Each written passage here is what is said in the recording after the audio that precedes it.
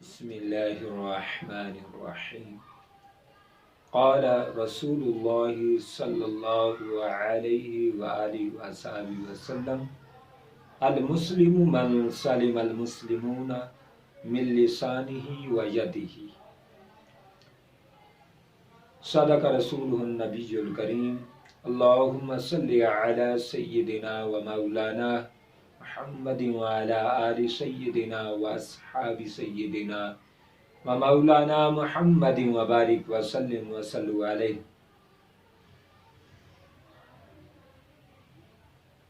پیارے دوستو، بزرگوں، اللہ رب العالمین کے پیارے حبیب نے ارشاد فرمایا: المسلم من سلم المسلمون من لسانہ و یدہ. فرمایا مسلمان وہ ہے جس کے ہاتھ اور زبان سے دوسرا مسلمان محفوظ ہو. جس کی زبان اور ہاتھ سے دوسرا مسلمان محفوظ ہو.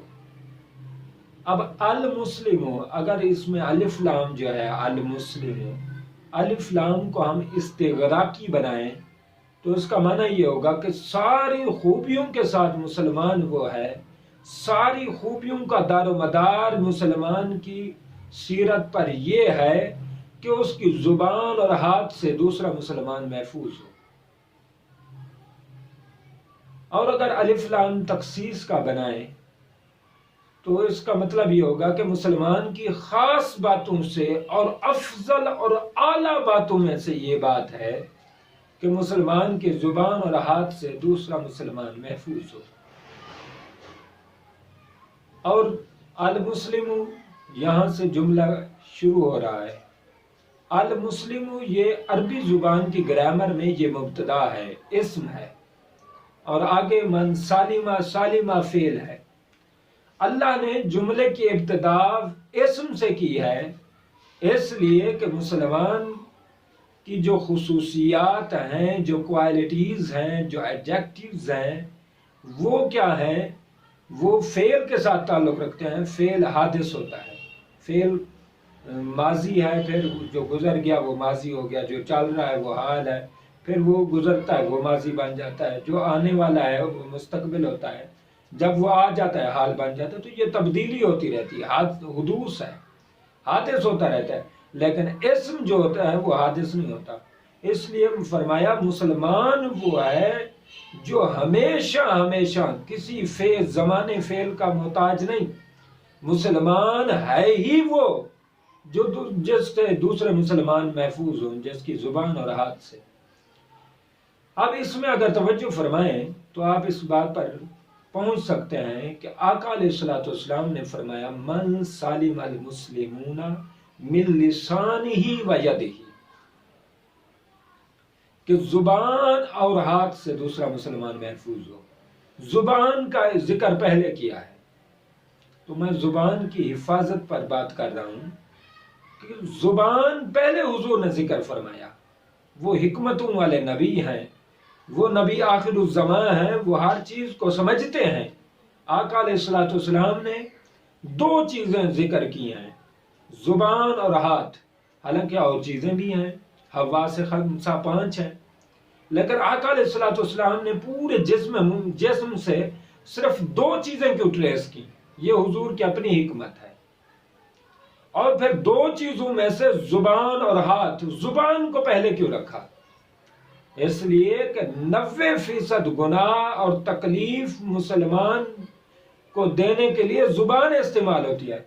زبان نے گالی دینی ہوتی ہے، زبان نے شکوہ کرنا ہوتا ہے، شکایت کرنی ہوتی ہے، زبان نے بکواس کرنی ہوتی ہے، زبان سے ہی سارے سر انجام دیتے ہیں.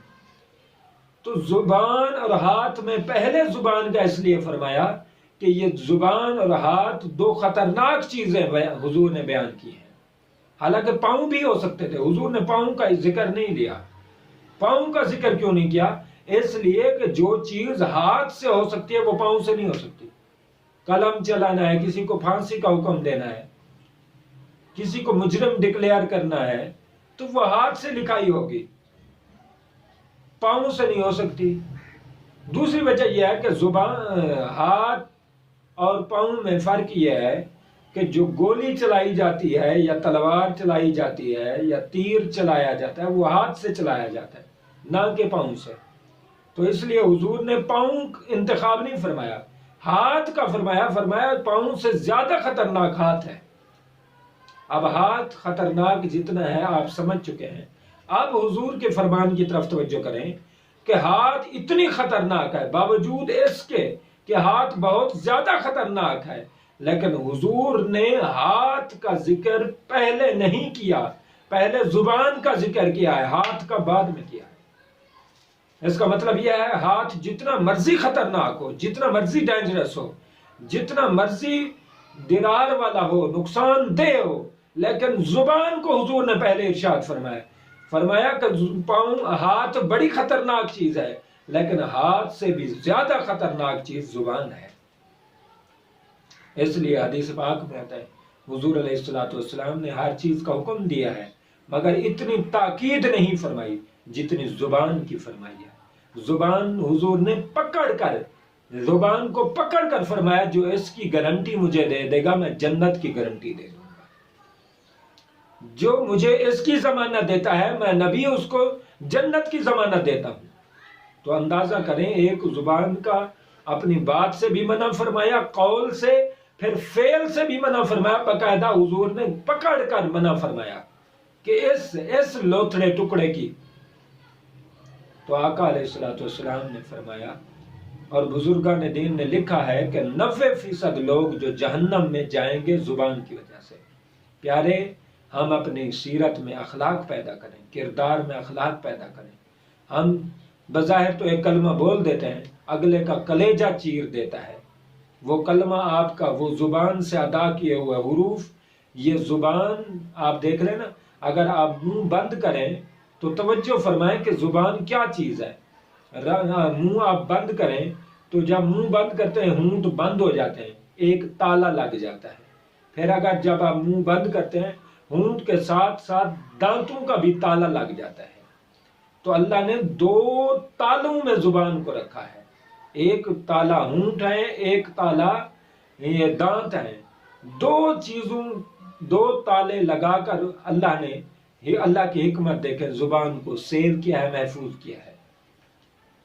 اس لیے کہ زبان اتنی خطرناک چیز ہے، اور ہمارے بولنے میں 2 لفظ ہی ہوتے ہیں، ہم بول دیتے ہیں، لیکن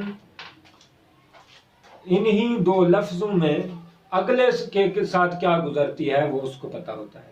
اس لیے ہمیں اپنے ماں باپ کے ساتھ اچھا بولنا چاہیے، اپنے بڑوں کے ساتھ اچھا بولنا چاہیے، اپنے مسلمانوں کے ساتھ اچھا بولنا چاہیے۔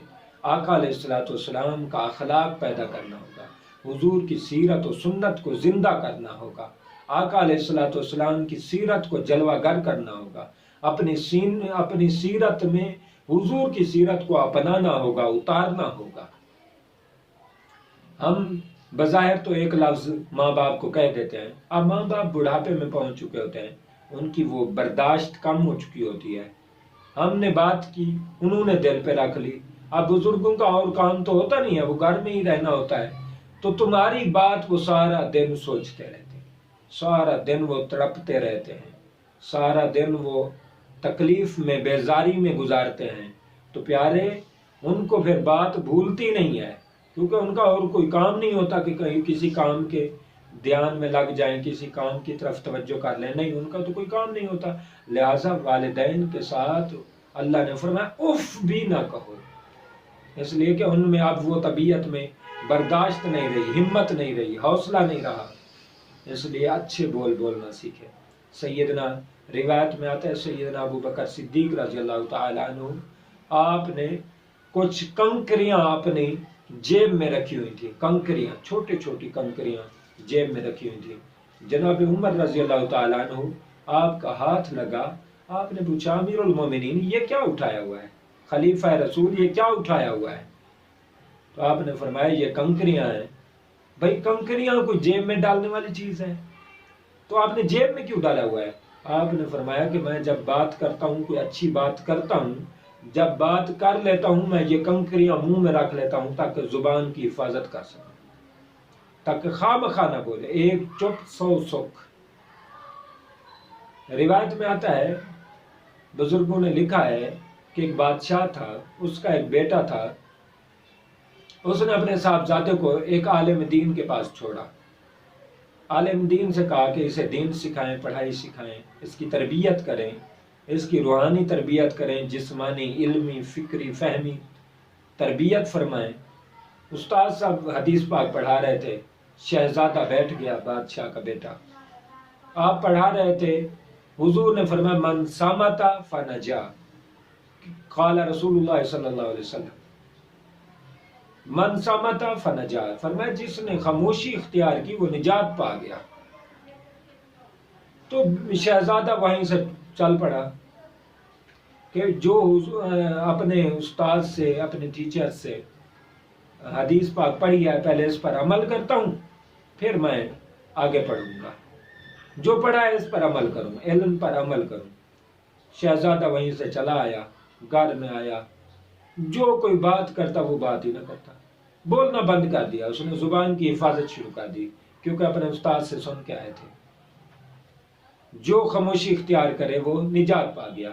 انہوں نے کہا میں یہ دیکھتا ہوں حضور کا فرمان کتنا سچا ہے. شہزادے کے ساتھ کوئی بات کرتا وہ بات نہ کرتا.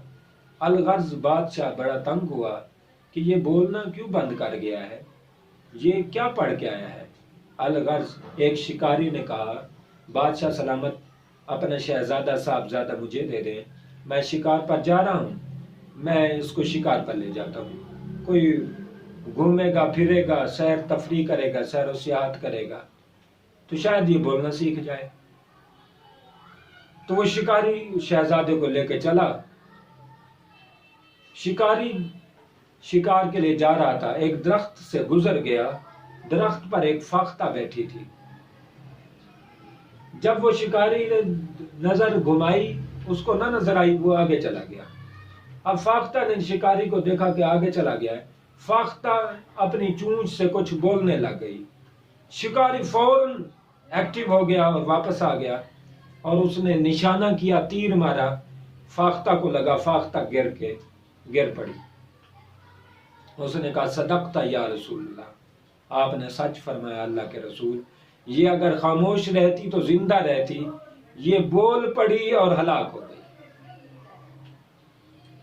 اب شکاری نے دیکھا کہ صاحبزادہ تو کچھ بول پڑا ہے، چند الفاظ اس نے اپنے ارشاد فرمائے ہیں، تو بھاگا آیا، بادشاہ کو کہا بادشاہ تمہارا بیٹا گونگا نہیں ہوا، یہ تو ٹھیک ہے بولتا ہے، میں نے فاختہ کا شکار کیا. اس نے کہا صدقت یا رسول اللہ.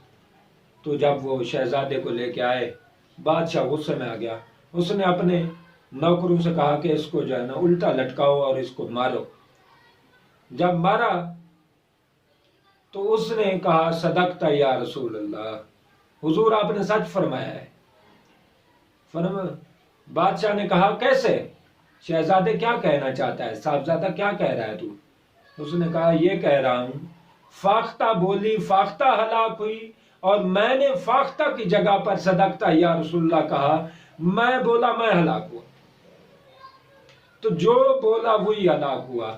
تو زبان ایسی چیز ہے، مولا علی کرم اللہ وجہ الکریم فرماتے ہیں ایک شیر کو کسی نے کلاہڑا مارا اور ساتھ گالی دی.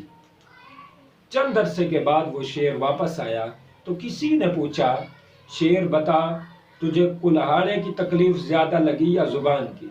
شیر نے کہا جو کلاہڑے کی تکلیف تھی وہ میرا زخم بھر گیا ہے، ٹھیک ہو گیا ہے، لیکن جو اس نے زبان سے بات کی تھی، زبان سے اس نے گالی نکالی تھی، وہ ابھی تک میرے دل میں چوٹ لگی ہوئی ہے، ابھی تک میرا دل مجروح ہے.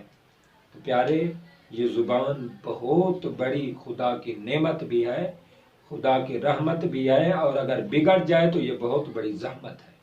اس سے بہت سارے لوگ جہنم میں جائیں گے فقط زبان کی وجہ سے. تو ہمیں زبان کی بہت زیادہ حفاظت کرنی چاہیے. جس طرح اللہ نے 2 تالے لگائے ہیں، اسی طرح ہم بھی سوچ کے بولیں، سمجھ کے بولیں. اور زبان نرم ہے اور دانت سخت ہیں، اللہ نے سخت کے پیچھے نرم رکھا ہے. فرمایا دیکھتا ہوں زبان کی نرمی اپنے بولوں میں ظاہر کرتا ہے یا دانتوں کی سختی. اگر کوئی زبان کی نرمی ظاہر کرتا ہے تو اسے بڑا ثواب ملتا ہے، اس لیے کہ دانتوں کی سختی سے بھی وہ اپنے نرم کلمات آگے گزار کر لے آیا ہے۔ میرے چند کلمات کو رب ذوالجلال اپنی عالی بارگاہ میں قبول فرمائے، عمل کی خاص توفیق نصیب فرمائے۔